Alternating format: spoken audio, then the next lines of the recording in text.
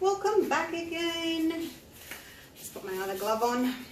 So, you have seen the purple pour. I'll grab it for you. Purple Rain. Well, I did the blue one first, and then I did the purple one. There it is there, all dry. Purpley pinks. And then I did the green one.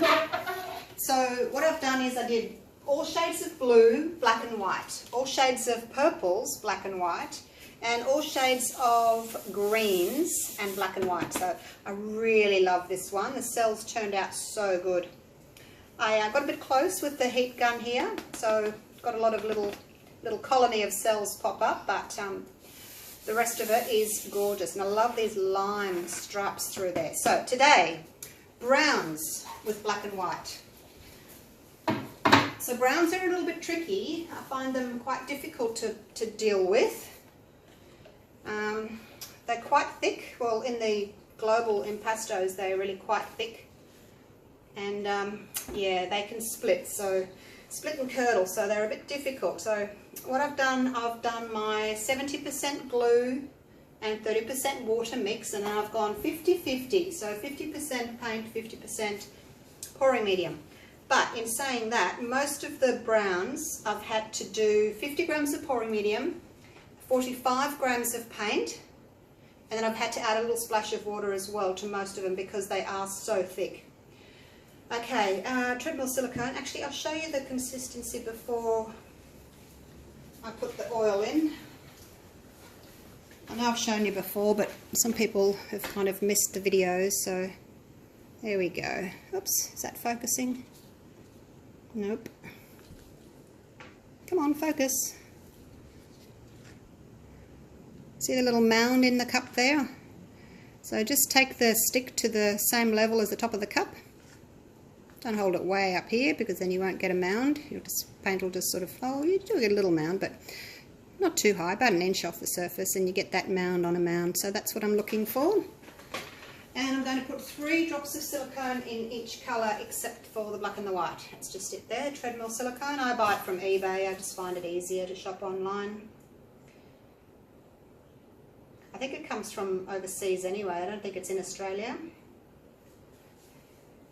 Works out to be pretty expensive, about $65 for the bottle I think, with postage. But you know, you use such a little amount of it, probably lasts you years. So I think it's a good investment. Personally, I love this stuff.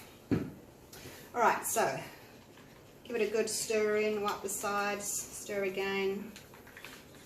Don't want any caterpillars, worms, give it a good stir. Well, actually it's the worms, I don't need to do that one. It's the worms that, if you get a big blob of silicone and then you stretch it, that's when you get those ugly worms. The caterpillars I find is just from torching too close. That's what I found anyway. If I get my heat gun too close to the surface, it brings up a lot of tiny cells at once. Right, let's do some layering. So black first, and I've done as I usually do, dark, light, dark, light. Well, this one's, I didn't want this one next to this one, they're too similar. And then you've got the 2 chocolates either side of the white, so I've just done that. It's still darker than the white, and then we've got a dark and a light, and then it goes back to the black. So, you know, if you had, say, you know, these 2 browns next to each other, what do you think your cells are going to look like? You won't see a ring. You might have a light ring in the lighter and then a darker center, and they just won't show up very much. So try and get different colors. So these 2, if you get a lighter ring in that one, and then the center cell in this one, they're really going to show up, aren't they? So just keep that in mind when you're layering. Light, dark, light, dark. For pretty cells. Okay. I did make up a little bit of extra black because I just want to finish off with black at the end. Well, actually I had a little bit left over from yesterday. I had a pouring workshop yesterday and the ladies all did a swipe first And then they did the big flip cups. So it's a pretty big feat for novices. A lot of them had never ever poured before. So they just jumped straight into a 5 flip cup pour, which was amazing.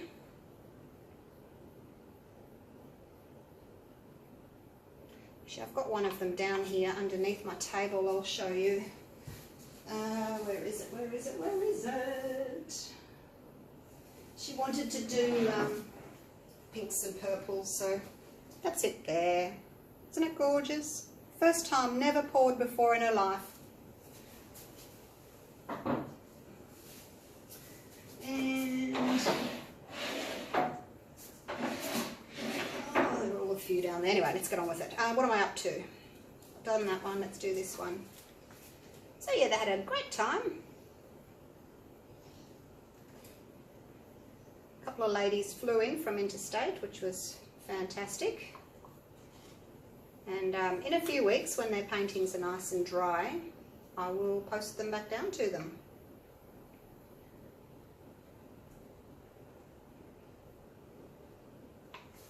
That's the cream. I'll tell you about the colours once I've flipped the cups over.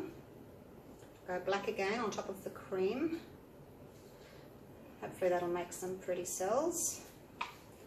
Black on top of that light colour. So I just pretty much used all my shades of brown that I've got. Different shades of brown and cream just to do my brown painting. I was going to do orange, and I had all my colours out, and I looked at them and I thought, there's not much you can do with orange. Like, you know, you have to introduce red, because I've only really got 2 shades of orange. And then the other shades are more of a reddy orange, and then the other one's more of a yellowy orange, and I'm thinking, well, is that still going to be an orange painting? And it was just all too hard, so I thought I'll go browns today. But I still will need to do the oranges. So I had like warm red, which was like an orangey red colour, right down to warm yellow, which is a orangey yellow, and black and white. So I will give those a go. I just don't think they'll be as attractive a pour, but you never know. Might be wrong. We have been known to be wrong before.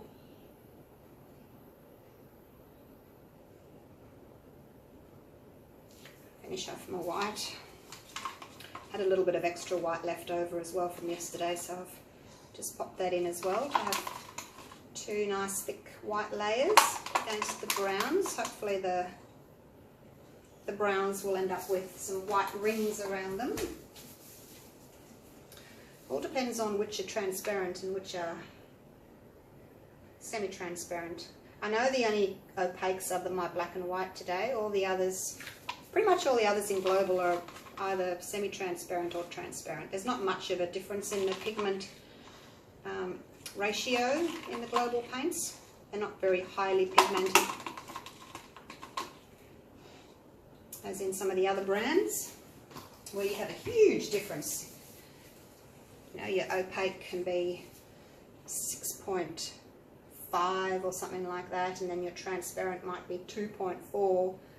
With Global, there's not that much difference. You know, it might be the difference between a 1.5 and a 1.2. There's really not much difference in it. I got that information from them last year. They sent me out a list. So yeah, it's not much difference. I guess that's why I don't get the really impactful cells with the multicolours as much with this brand of paint, but hey, I enjoy it. I enjoy painting and I enjoy using them. It's what I can afford. If I could just afford to use $50 of paint each time I did a pour, I would use Liquitex Basics, but I can't. So it's Global for me. Okay, that's the end of the cream, and then I've got a little bit of black left over for my last layer. Layer upon layer.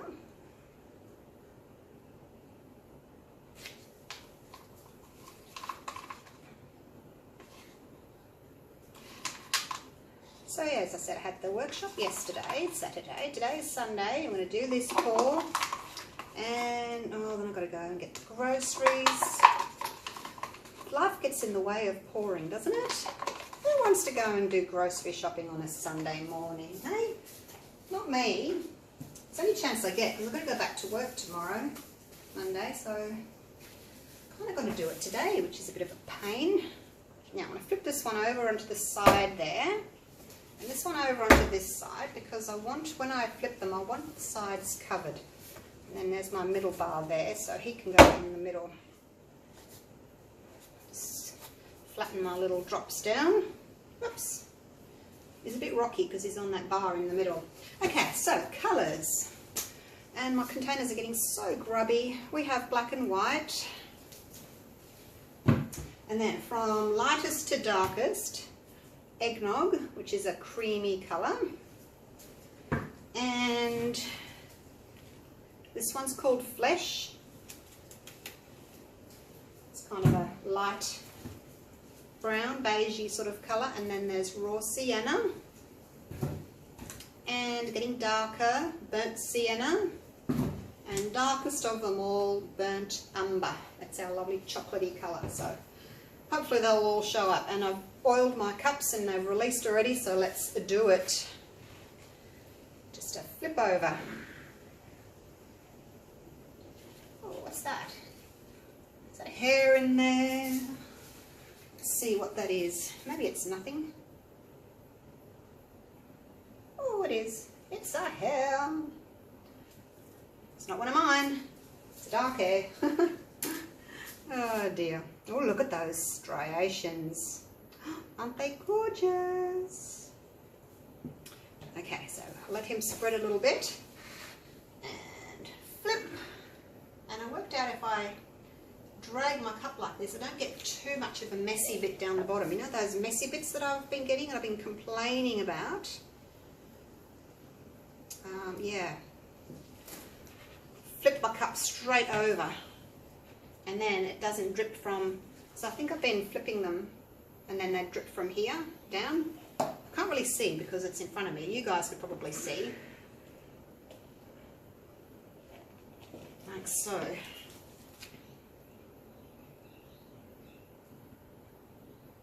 Alright.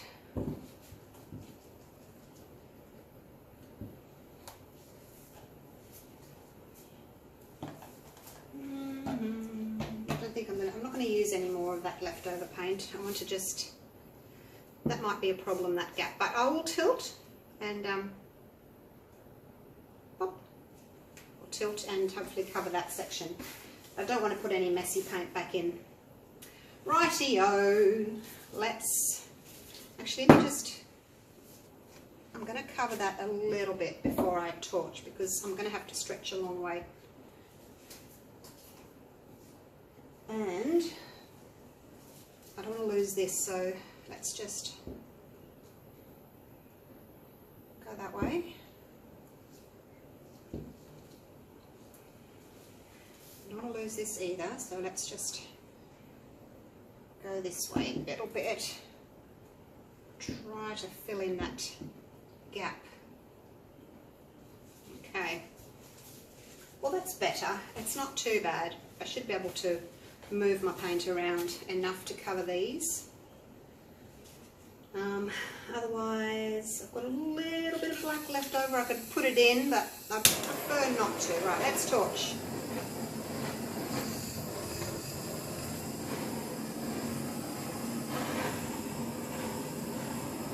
You can see how the heat is hitting the surface. You can see those little dots.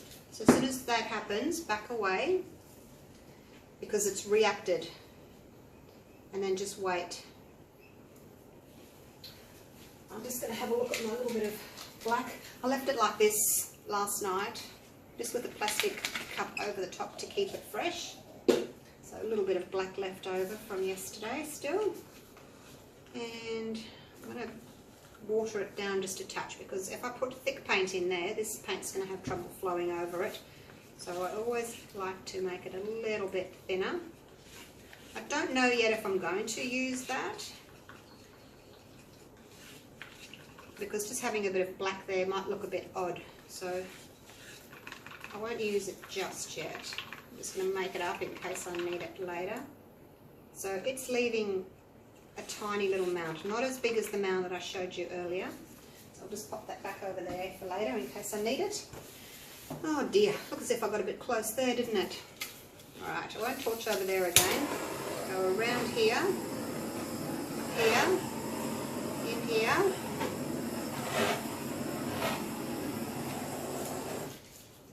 Another little torching there, and wait. So getting some really pretty multicolored cells coming up. Little cute white ones there.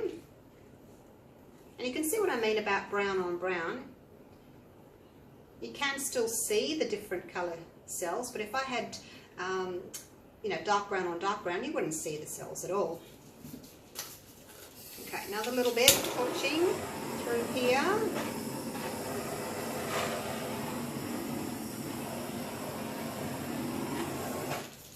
I don't want to go overboard, so I'll just do it slowly. Do a bit, wait, do a bit, wait. You guys know the drill. You've seen enough of these to know what I do. Okay, so I'll leave it like that. I know there's some gaps there of blank space, but that's okay. It's nice having some negative space. Once you've tilted, you can always add more to get a variation of size as well. So you don't have to do all your torching now. You can torch again later. Just going to grab another stick. Alright, let's go for this corner down here. I'll try not to go over this edge here. I want this paint to come here and fill this in, and go that way and fill that in. So that's the plan. Don't want it to go over the edge just yet. And back. It's almost over there. It's not going to be hard to just cover that bit later on. Now we'll go back over here and do this corner and get the paint to move that way. I've only got 700 grams of paint, so I need all the paint. Again, I don't want it to go over the edge just yet towards you. I want to do my, oh, if it goes, it goes. There's not much I can do about that. Alright, so that corner's done. And now, I've just got this little guide to do. So what I'm going to do is, I'm just going to help him out by wetting that canvas. And that'll make it easier for the paint to flow over a wet area than a dry area. And again, I'm just going to get the paint moving, get the weight of it to hopefully go over. Just over and back, and then bring it straight back so you don't lose too much. How's that end looking? I'll go around and have a look at it later. Alrighty, so that's good. Now I'm going to torch a little bit in this corner just there. Just a touch. And maybe a little bit just there. And those little cells are coming up. See them there? And then those will stretch as well, so I'll have different sizes of cells. They won't all be the same. And then I've got my little clusters happening. These are really pretty. So I've got my mix just right by the looks of it. It was really tricky to get, but the cells are nice and round, and they're clear. If your mix is too thick, you won't have nice clear cells. They'll be a little bit murky. You won't have the nice definite rings around them. So that's an indication that your mix is too thick. Right, now that's going to be my trouble point there. Let's get another stick, just using my old sticks that I used to mix with, and I'm going to hold that there because I don't want to lose too much paint, and I'm going to hang on to my big push pin underneath here, and we're going to go left and right and try and get that paint to move down over that corner. Well, not the corner. I keep calling them corners. Triangles. I'm going to have to go over as well. Just a bit. Come back, paint. Let's go over that corner there. Come back.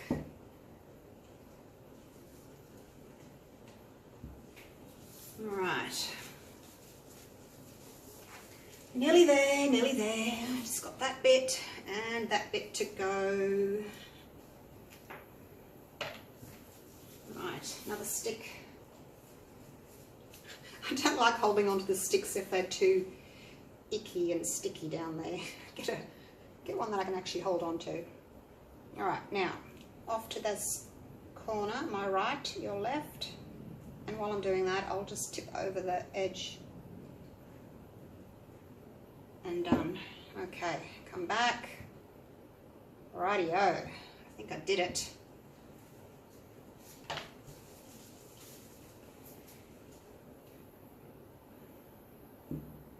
Alright, I can't really tilt that way because I don't want to upset my line. So it's quite blank over there in the way of cells. So let's just do a little bit of torching over on this side.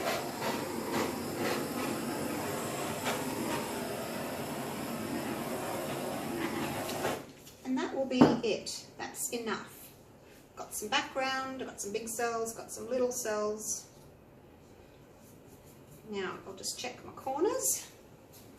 Pretty much done. There's just a couple of little areas that need paint on them. That bit there needs a bit, and I didn't have to use any of my black. It would have looked really quite odd if I'd had this harsh bit of black sitting there in the middle, wouldn't it? Just fix that up. It's only my very, very little tiny bits on the corners that have missed. Oh, and there where I put my finger in it. I was holding onto the canvas.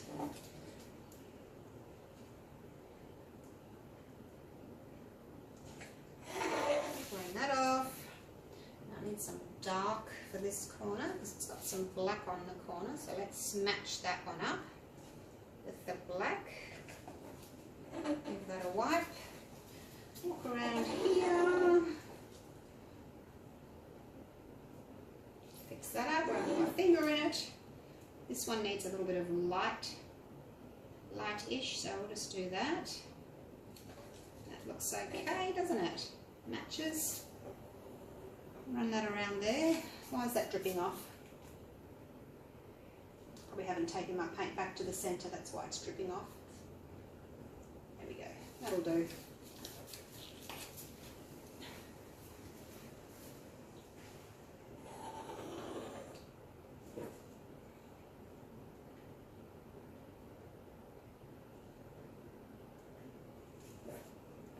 Last little corner.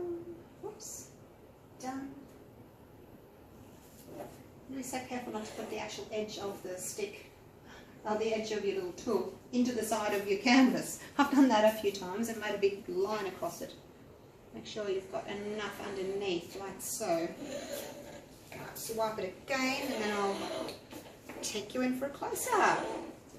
So I'm pretty happy with that. I think I finally got the knack of doing these. It's probably a little bit busy. I might not have had to add water, so much water to my paints, you know, they're a little bit thinner than I would like, but I still got a nice effect, didn't I? Just put a few in this area here. Okay, get these gloves off and take you in for a close-up.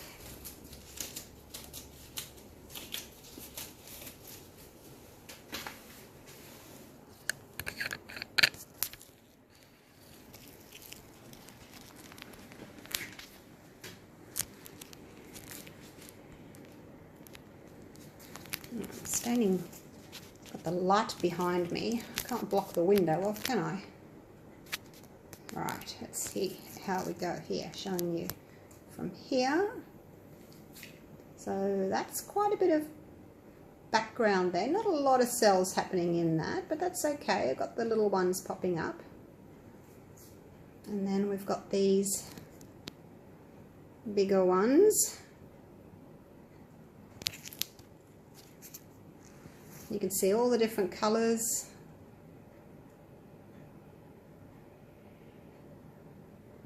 Some are a little bit overstretched on the edges. Oh, that's what I was going to do. I forgot. I was going to not torch the edges, wasn't I? So that I wouldn't have to tip the cells over. They're overstretched. I forgot to do that. I'll try and remember to do that in one of my other videos. But they're really pretty cells, aren't they? Multicolours. There we go. So you've seen it that way, and I'll just take you around this way and show you what it looks like from my side. There we go. So happy with that? What colour shall I do next? The reds. See, the reds, I'll have to add some oranges to it because, well, I've only got 2 reds. That wouldn't be very exciting, would it? I'd end up with pink. Maybe turquoises. And I'm going to do another metallic as well because I wasn't that happy with my metallics. But I will try again with the metallics. Okay, thanks for watching. Thanks for all your support. Please like and subscribe to my channel. And tap the little bell. You'll be notified when I get a new video out. But I think I'll only get the one done today. Busy. Alright, thanks for watching. I'll see you for the next one. Bye for now.